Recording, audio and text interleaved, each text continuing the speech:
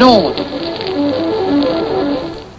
Our sympathies in Ukraine should be with those struggling to establish a free society based on the rule of law, on contracts, on markets, and on representative government.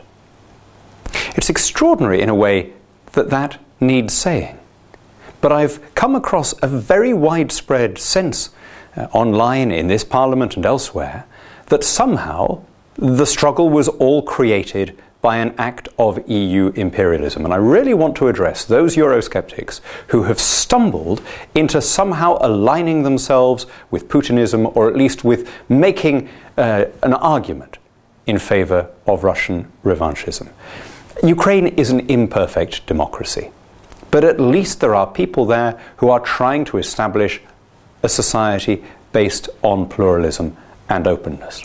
Russia, by contrast, is an authoritarian, autocratic state where opponents of the regime are subject to harassment, where critics are murdered.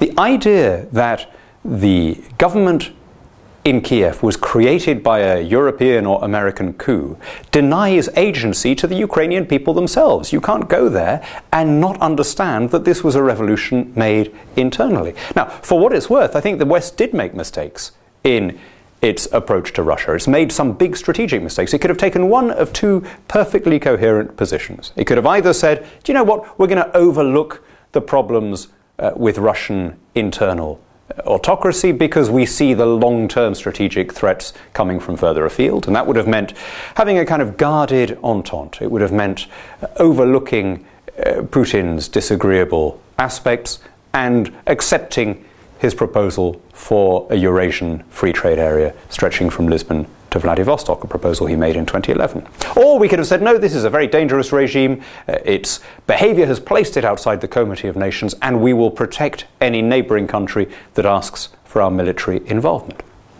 Both of those approaches would have had their drawbacks, but both would have been coherent. Plainly, what we did instead, which was to goad from a position of weakness, has had calamitous consequences. But none of this changes the basic facts that we're dealing on the one hand with people striving towards independence and democracy, and on the other with Soviet nostalgics. Now look, let me say this directly to all Eurosceptics. The reason that I dislike the Brussels racket is that it's based on an illiberal system, an undemocratic system, a system that swats aside public opinion, a system whose rulers are remote from public elections, and a system which has become corrupt, wasteful, and self-serving.